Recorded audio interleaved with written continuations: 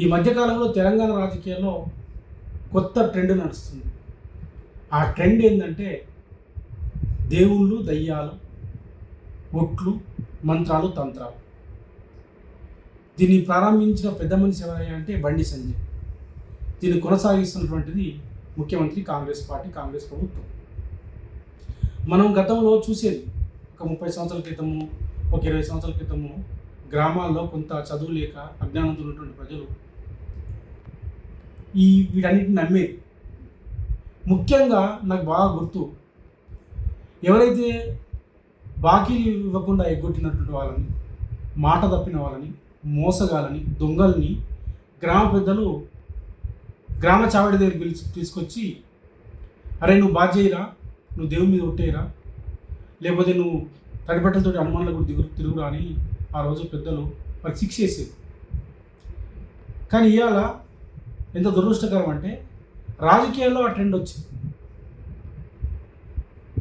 బండి సంజయ్ గతంలో మనం చూసినాం, భాగ్యలక్ష్మి అమ్మవారి దగ్గరికి వెళ్ళి నేను దడిబట్టలతోటి నేను ప్రమాణం చేస్తున్నానని చెప్పేసి మాట్లాడుతాను. అట్లాగే యాదగిరిగుట్ట లక్ష్మీనరసింహస్వామి గుళ్ళోకి వెళ్ళి అక్కడ తడిబట్టలతోటి ప్రమాణాలు చేస్తాడు. సేమ్ అదే పద్ధతిలో బండి సంజయ్ని కాపీ చేస్తూ రేవంత్ రెడ్డి గారు మొత్తం తన రాజకీయ ప్రయోజనాన్ని కాపాడుకుంటున్నారు.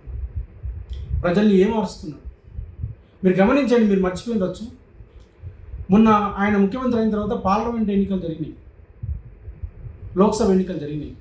ఆ సందర్భంలో 4 ఓట్లు 4 సీట్లు సంపాదించడం కోసము, రైతుల్ని ఏమార్చడం కోసము వారు ఏమన్నారంటే 2 లక్షల రుణమాఫీ నేను ఇస్తా, దానికి ఇగో ఈ దేవుని మీద ఒట్టు, ఆ దేవుని మీద ఒట్టు అని చెప్పి అన్ని దేవుని మీద ఒట్టేసి,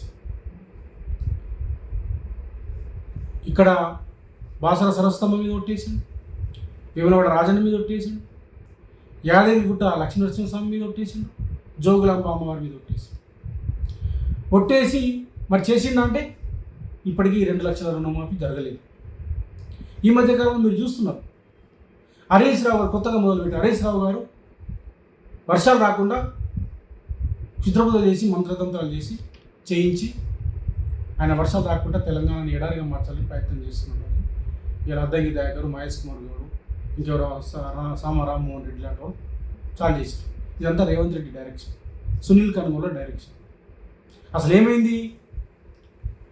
ఎన్లినో అనేది వచ్చింది, దేశవ్యాప్తంగా వర్షాభావ పరిస్థితి ఉన్నది, ఉష్ణోగ్రత పెరిగిందని చెప్పేసి సైంటిస్టులు చెప్తున్నారు. ముఖ్యమంత్రి గారు కూడా దీన్ని అడ్మిట్ చేసి చాలా సందర్భాల్లో కరువు రాబోతున్నది, వర్షాలు ఉండేవి తెలంగాణలో అని చెప్పేసి వారే స్వయంగా చెప్పారు. కానీ దానికి భిన్నంగా వీళ్ళు వర్షాలు రాకుండా హరీష్ రావు గారు ఏదో చేసిందని చెప్పేసి మాట్లాడుతున్నారు. ఎందుకు? ప్రకృతి వైపరీత్యంతో పాటు రేవంత్ రెడ్డి కూడా తెలంగాణ మీద పగబట్టి గతంలో కాళేశ్వరం ప్రాజెక్టును రీడిజైనింగ్ చేసింది ఎందుకు? ప్రాణిత చేవల ప్రాజెక్టు రీడిజైనింగ్ ఎందుకు చేశారు వారు?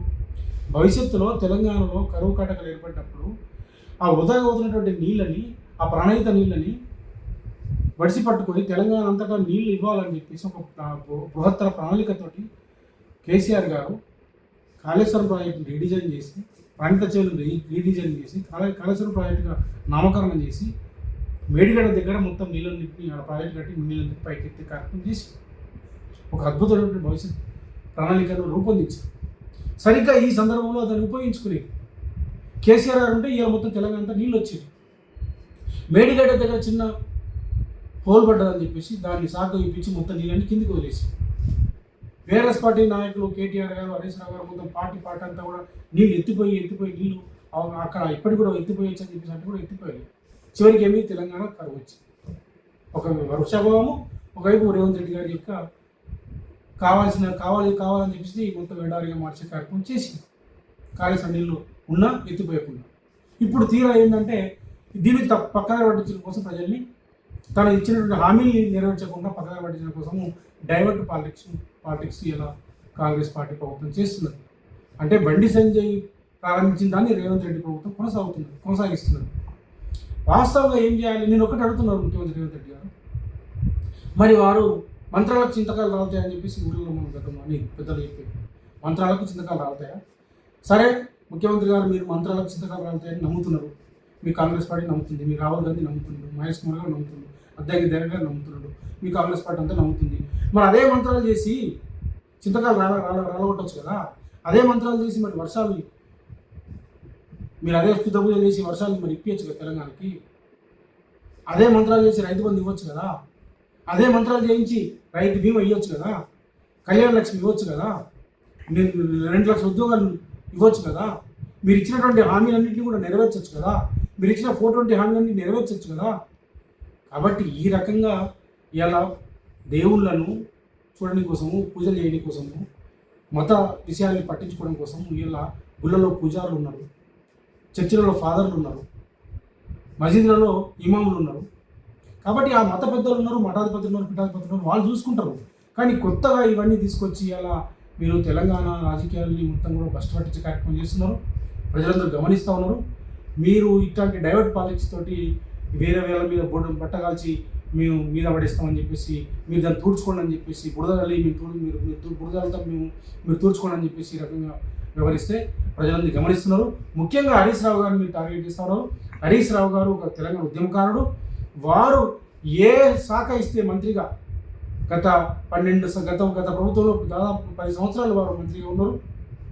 ప్రతి సందర్భంలో ఆర్థిక శాఖ మంత్రిగా చేసిండ్రు, వైద్య శాఖ మంత్రిగా చేసిండ్రు, ఇరిగేషన్ మినిస్టర్గా మొత్తం కాళేశ్వరం ప్రాజెక్టు నిర్మాణంలో కేసీఆర్ గారికి అండదండగా ఉన్నారు.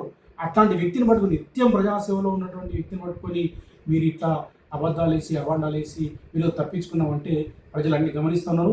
ఒకటి గుర్తించాలి, అలా రాహుల్ గాంధీ గారు గుర్తించాల్సిన అవసరం ఉంది. ఇలా కాంగ్రెస్ పార్టీ బీజేపీ బాటలు నడుస్తుంది, బండి సంజయ్ బాటలు నడుస్తుంది. ఇలా మొత్తం కూడా దేవుళ్ళ మీద ఒట్లు, లేకపోతే దయ్యాలను తీసుకొచ్చి, మంత్రాలను తీసుకొచ్చి, తంత్రాలను తీసుకొచ్చి ప్రజాపాలనని గాలి వదిలేసే పరిస్థితి కనిపిస్తూ ఉన్నది. రాజ్యాంగ స్ఫూర్తికి విరుద్ధంగా మీరు వివరిస్తూ ఉన్నారు. మీరు రాజ్యాంగ పదవిలో ఉండడానికి వీలు లేదని చెప్పేసి ఇలా మనం అర్థం చేసుకునే అవసరం ఉంది. ఆర్టికల్ 51A చాలా అద్భుతంగా రాజ్యాంగంలో రాసుకున్నారు. మరి దాంట్లో ప్రజల్లో సమాజంలో ఉన్నటువంటి మూఢ విశ్వాసాన్ని తొలగించాల్సిన బాధ్యత, అట్లాగే వైజ్ఞానిక దృక్పథాన్ని పెంపొందించాల్సిన బాధ్యత మరి ప్రతి పౌరుడి మీద ఉందని చెప్పేసి, ఒక ముఖ్యమంత్రి, ఎమ్మెల్యేలు, ఎమ్మెల్సీలు కాదు, ప్రతి పౌరుడి మీద ఉందని చెప్పేసి రాజ్యాంగంలో మనం పొందుపరుచుకున్నాము. ఇది కూడా ఈ చోటలో తెలియదు. ఇందిరాగాంధీ గారు 1976లో 42వ రాజ్యాంగ సవరణ తీసుకొచ్చిండ్రు. దాన్ని కూడా మీరు పెంచుకొని పెట్టి ఇవాళ మొత్తం ఒక వైజ్ఞానిక దృక్పథంతో పాలించాల్సినటువంటి, ఒక హేతువాద దృక్పథంతో పాలించాల్సినటువంటి, తాము ఇచ్చినటువంటి హామీలు నెరవేర్చాల్సినటువంటి బాధ్యతను మర్చి ఇవాళ మొత్తం కూడా వీళ్ళందరూ కూడా దేవుళ్ళ చుట్టూ, దయ్యాల చుట్టూ మరి రాజకీయాలు తీసుకుపోతా ఉన్నారు. తెలంగాణ ప్రజలారా మీరు గమనించండి.